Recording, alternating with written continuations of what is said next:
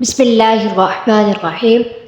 آج میں آپ کو غسل کے فرائض بتاؤں گی کہ غسل کے کتنے فرائض ہیں اور ان فرائض کو ہمیں کس طریقے سے کرنا ہوگا، پورا کرنا ہوگا۔ جو غسل کے 3 فرائض ہیں، سب سے پہلا جو فرض ہے وہ کلی کرنا ہے، پھر دوسرا فرض ہے ناک میں پانی ڈالنا ہے، اور تیسرا فرض ہے تمام ظاہری بدن کو دھونا ہے۔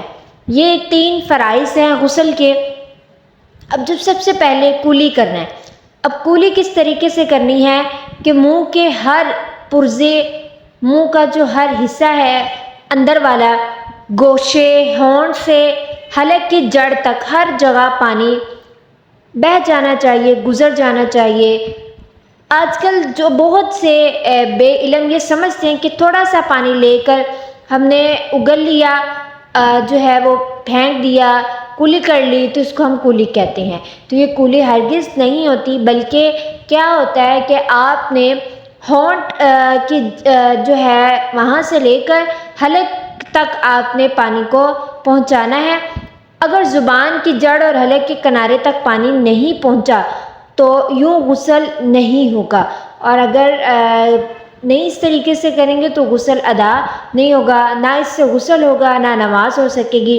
بلکہ فرض ہے کہ داڑھوں کے نیچے، گالوں کی تہہ میں، دانتوں کی جڑ اور کھڑکیوں میں، زبان کی ہر کروٹ میں، حلق کے کنارے تک ہر پرزے پر پانی بہہ جائے۔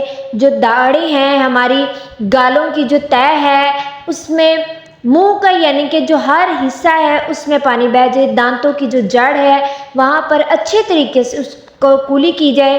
کھڑکیاں جو ہوتی ہیں جن کے دانتوں کے درمیان فاصلہ ہوتا ہے وہاں پر پانی بہنا چاہیے، زبان کی کروٹ پر یعنی اوپر نیچے حلق کے کنارے تک جو ہے وہ پانی بہہ جائے۔ پھر اس کے بعد ہے دانتوں کی جڑوں یا کھڑکیوں میں۔ بعض اوقات ایسے ہوتا ہے کہ ہم کوئی چیز وغیرہ کھاتے ہیں، کوئی گوشت کھاتے ہیں، اس کے ریشے وغیرہ ہوتے ہیں، چھالیے کے دانے یا کوئی بھی چیز دانتوں میں پھنسی رہ جاتی ہے تو اس کا چھڑانا ضروری ہے۔ اور ہاں، اگر چھڑانے میں تکلیف ہوتی ہو تو پھر نہ چھڑائیں، اور اگر تکلیف نہ ہوتی ہو تو پھر اس کو چھڑانا ضروری ہے۔ دانتوں کی بہت سے جو پان کھانے والے ہیں ان کے دانتوں کی جڑوں میں چونا جم جاتا ہے، چھڑانے کے قابل نہیں ہوتا، یا عورتوں کے دانتوں میں جو ہے وہ مسی کی ریخیں جم جاتی ہیں تو ان کے چھیلنے میں ضرر کا اندیشہ ہے۔ تو اس قدر کی معافی ہے کہ جو ہے وہ پیلا پن آ جانا یا کوئی اور چیز کا ہو جانا، تو اس صورت میں کیا اس کو ہم اتاریں گے تو وہ تکلیف دہ ہوتا ہے، وہ جم گئی، وہ ایک تہہ بن گئی جو اترنی نہیں ہے، پکی ہوگی، تو اس کو اتارنے سے تکلیف ہوتی ہے تو وہ نہ اتاری جائے، بلکہ وہ معافی ہے شریعت میں اس کی۔ اب ناک میں پانی ڈالنا، دوسرا فرض ہے ناک میں پانی ڈالنا۔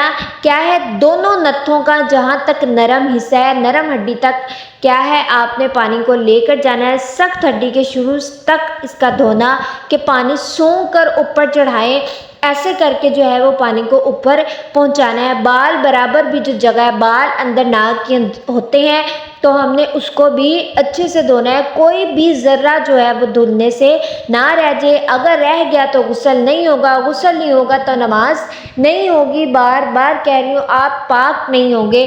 ناک کے اندر جو کثافت، ریٹھ جم جاتی ہے، جو گندگی ہوتی ہے تو اس کا چھڑانا فرض ہے۔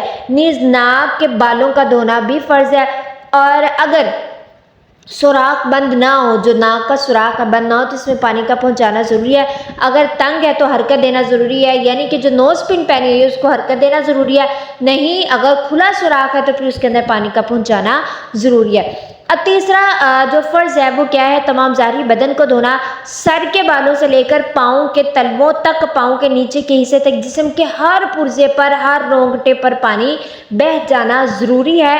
ایک ایک ذرے پر جو ہے وہ پانی بہے تو پھر ہوگا۔ کوئی بھی حصہ خشک رہ گیا تو آپ کا وضو اور آپ کا جو غسل ہے وہ نہیں ہوگا۔ اور جو ہے وہ وضو میں تو نہیں خیر پورا جسم دھوتے، لیکن غسل میں پورا جسم دھوتے ہیں۔ تو پھر کیا ہے کہ ہر حصے پر پانی کا بہہ جانا ضروری ہے۔ یہ تھے غسل کے فرائض جو آپ کو بڑے اچھے سے سمجھتے ہوں گے۔ اگر آپ کو سمجھ نہیں آتی تو آپ دوبارہ ویڈیو کو ریپیٹ کر کے دیکھیں، پھر بھی سمجھ نہیں آتی آپ کمنٹ باکس میں پوچھا کریں اور پوری ویڈیو کو واچ کیا کریں۔ اللہ تعالیٰ میرا اور آپ کا حامی و ناصر ہو۔ وما علینا الا البلاغ المبین۔ جزاک اللہ خیرا۔